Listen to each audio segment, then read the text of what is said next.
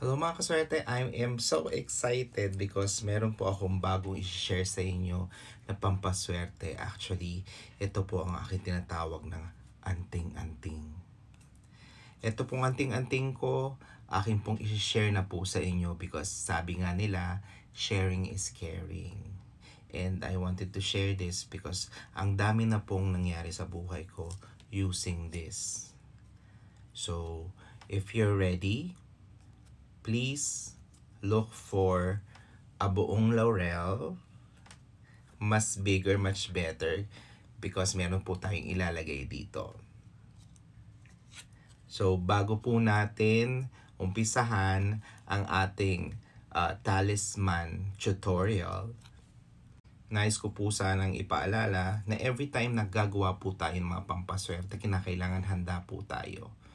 Mentally, spiritually, and physically. So, solution for being mabigat at gusto yung gumaan ng inyong pakiramdam, you can always practice this. So, pag ganong feeling ninyo, bigla kayo na drain emotionally, you can just grab yung rock salt, maglagay kayo ng rock salt sa inyong palm, then rub it for 10 to 15 seconds, and then imagine yourself being cleansed by this rock salt. Then after that, you rinse it and pat dry. So, ayun din po ang gagawin natin before na gumawa po tayo ng itong ating powerful talisman. Ito ay inilalabas ko na po at sinishare ko na po sa inyo para lahat po tayo ay makinabang. I-share nyo rin po ito sa mga friends ninyo. So, and comment also abundance dito sa comment section dahil ako po ay gumagawa rin po ng abundance mention ritual. So, if you want to be included, share this video and comment abundance. Ito pong gagawin natin ay tinatawag na powerful talisman for abundance and protection din po. You can do this any time of the day. You can do this anywhere. Basta po, handa po kayo sa paggawa po nitong talisman natin. Sa mga may pampaswerte bracelets, you can wear the bracelet while doing this talisman or ritual. At importante po na naniniwala tayo sa proseso because without paniniwala, wala pong mangyayari. At kung ngayon mo lang ako nakita, please follow me on my Facebook account for inquiries regarding the pampaswerte bracelets. Nandyan din po sa aking Facebook account ang sari-sari at araw-araw na testimonials na sinesend po sa akin ng mga followers po natin na siniswerte po sa ating pampaswerte bracelets and pampaswerte rituals. So kung sawa ka na sa mga bracelet na binibili mo dyan sa tabi-tabi at wala naman tong effect, baka ito na ang hinahanap mo. So do message me on my Facebook account for inquiries regarding my pampaswerte bracelets. Tinatawag ko po itong anting-anting sa laurel. So, ito po yung isa sa pinaka-favorite ko rin na anting-anting na ginagamit ko po when it comes to manifesting kung anong gusto ko. And at the same time, nagbibigay po siya kasi ng extra boost when it comes to good luck sa akin. So, that's why I'm sharing this and I'm very excited to share this with you. So, let's start. So, for our talisman code, ito po ang ating isusulat sa ating laurel.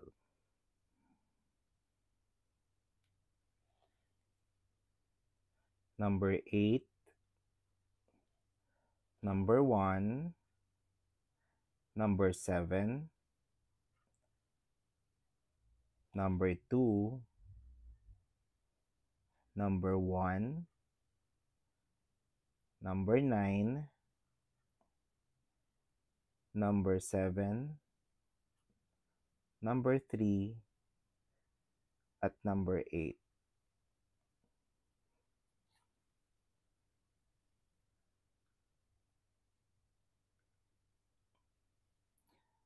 So, yan po ang ating susulat. 8, 1, 7, 2, 1, 9, 7, 3, And then at the back, ilalagay nyo po ang inyong full name. Full name yung lalagay nyo ha. Siyempre, hindi ko na nilagay yung full name ko. Pero full name ang lalagay po dyan sa likuran. What I normally do, nilalagay ko po ito sa aking wallet na hindi masyadong nagagalaw. So, kayo, pwede rin kayong magkaroon ng option kung gusto nyo ilagay sa wallet or ilagay sa inyong bags. Or, kung gusto nyo ilagay sa inyong higaan habang kayo natutulog or sa inyong unan, pwede din naman po.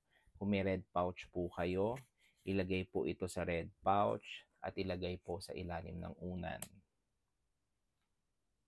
Kailan pwedeng palitan? Maaari po itong palitan kapag ang laurel ay durog na. So you can do this any time of the day at any day. Sa mga siniswerte, sa aking pampaswerte bracelet at sa aking mga pampaswerte na rituals, ang tanging pakiusap ko lamang po sa inyo, pag swerte po kayo, you give back the blessings. So you can give it back to the people who needs it the most. Because sharing really amplifies yung luck nyo po.